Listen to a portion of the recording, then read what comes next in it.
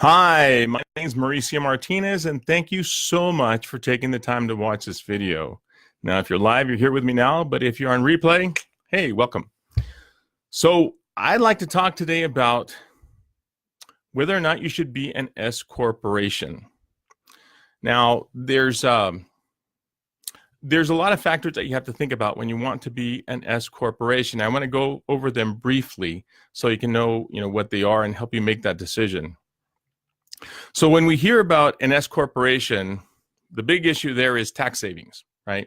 So let's talk about what that is. So first and foremost, let me actually go over what an S corporation is and what an S corporation is not. So first and foremost, hold on a second. First and foremost, let's talk about what an S corporation is. So the first thing you need to know is that an S corporation is an election. It's not an entity.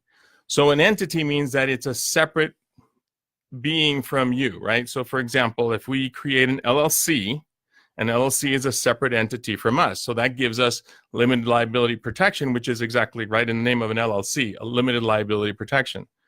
So an LLC is a separate entity, and a C corporation is a separate entity. An S corporation is actually an election made by an entity to become an S corporation for taxation purposes. So again, let me repeat that. An S corporation is not an entity in of itself. It's an election made by an entity, whether it be a C corporation or an LLC. And yes, there are other types of entities out there, but let's just focus on those because they're really the most important ones, or the most popular ones, I guess, when it comes to small business. And we're about small business here at Hawkins Martinez, so we'll talk about small business. So an S corporation is an election. It is an election that an entity which is made at the state level. So you create your entity in whatever state you're in, whether it's Colorado here, or whether it's Kansas, or whether it's Washington, whatever it is, that's where your entity is created. So that's your entity. At the state level, you create it. The S corporation election is actually done at the federal level. So you're actually asking the IRS to consider you an S corporation. Everything stays the same. The name of your company stays the same. The federal ID number of your company stays the same. Everything stays the same. Actually, there are some minor changes, but for the sake of discussion, everything basically stays the same. Once you are that S corporation, there are some tax advantages. So let's talk about what those tax advantages are. Really the biggest tax advantage, and maybe the only tax advantage, is the reduction of self-employment tax. So what is self-employment? All right. Self-employment, when you work for a company and you get a W-2 at the end of the year, you're an employee, you'll notice that you get a deduction for Social Security and Medicare, right? It comes out to about 7.5%, something to that effect. Okay. So when you are self-employed, when you actually run your own company, let's say, then you're actually paying the employer side and you're also paying the employee side. So now you have a tax of about 15%. So let's say, for example, you made $100,000 of net income in your Schedule C. That means you're a sole proprietor company. If you made $100,000 of net income, then you're going to owe approximately $15,000 in self-employment tax, right? If you were an employee, it would be half of that. But since you are the employee and the employer, it's the full amount. All right. So how does an S corporation save you money in self-employment tax? And here's where it really happens. With an S corporation, you're allowed to pay yourself a reasonable salary. And that's a very important term, reasonable salary.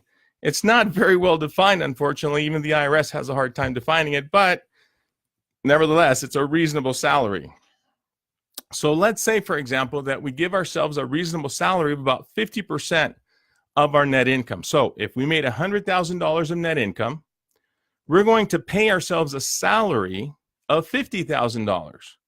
Now that would cut our self-employment tax of approximately $15,000 down to $7,500. The rest of the money, you're actually going to pay it to yourself as well. It's not like you're going to give it back to the government, but you're going to take that as a distribution because you're the owner and investor of the company. So you can actually take that net income and you're going to pay taxes on it. And so you're going to pay income tax on the entire amount, just as you would whether you were a Schedule C, sole proprietor or otherwise. The difference is now you're going to pay only 50% of that self-employment tax. So the tax advantage there is basically a savings about $7,500 on, let's say, $100,000 of net income. All right. So that's basically the advantage. Now, to this advantage, there's a cost. Okay. So the cost is basically what it means to actually run an S corporation. And there's two very major costs that you have to think about. The first one is the cost of a separate tax return. So if you are a sole proprietor, that means that on your personal tax return, you'll see Schedule C. Schedule C will actually, on your personal tax return, will actually have the income and expense of the company, right? And that net actually goes to your the front page of your 1040. And that's how you pay taxes. So there's no real added cost to a personal tax return. Now, if you're having somebody do your personal tax return, yeah, there's a cost for that extra Schedule C on your personal tax return. But when it comes to an S corporation, that actually requires a completely separate tax return. It's called an 1120S. And that tax return, well, it's a lot more expensive than your personal tax return. So let's say, for example, you're paying about $1,000 or so for that tax return. So now instead of $7,500, you're talking about a real savings of $6,500. Now, aside from that extra tax return, you also have to pay yourself a payroll. I mean, actually, you have to like cut yourself a check and pay yourself a paycheck and issue yourself a W-2. You have to do withholding. You have to get a withholding account from the state. You have to withhold federal state tax. And you have to get a state unemployment insurance account, right? And pay state unemployment insurance. Now, chances are you won't have to pay workers' comp because if you're the owner, you don't have to pay workers' comp on yourself most of the time.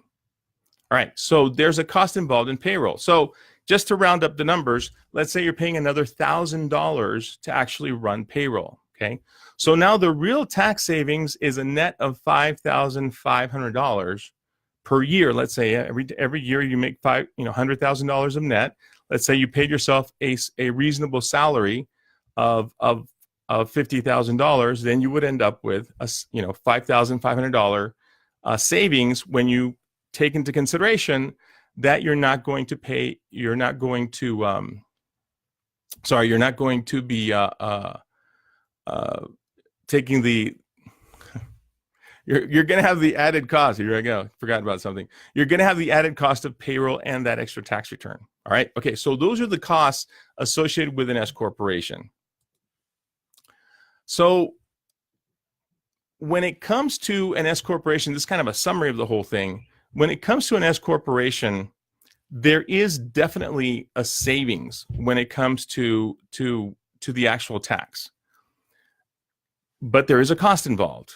Now, the other part of an S corporation also is that although it's kind of easy to create, it takes a little more work to actually get rid of it if you want to actually keep the LLC. So let me give you an example. Let's say that you created an LLC, right? And you're a sole proprietor. And then you become basically a single member S corporation. And it's actually a very simple process. You file a form called a 2553. If you know what you're doing, you're good. If not, you should get somebody to make sure they know what they're doing. So you file a form 2553 with the federal government, and then they decide whether or not you can be an S corporation. But if you decide at one point that you don't want to be an S corporation, then you're going to have to actually send a letter, and there's no form. You actually have to send a letter stating that you don't want to be an S corporation anymore. Then you can go back to being an LLC. Or of course, you can always just close that S corporation and provide a final tax return, and you're done. In any case, there's a few things involved, whether you want to be an S corporation or just stay as an LLC. If you want to know more, there's a button right next to this live presentation, as well as the video. If you receive it, it says book now. So you can actually book an appointment with us here at Hawkins & Martinez. Happy to talk to you a little bit more about S Corporation versus limited liability company. If you're looking for a company that pays very close attention to its small business and really wants them to succeed, we'd love to do your tax returns and help you to actually achieve your success in your small business. So give us a call, and you'll see, again, that button that says book now. You can book an appointment with us. You'll see our entire calendar. Love to spend some time with you guys. All right, take care, and thank you so much for watching the video. Bye.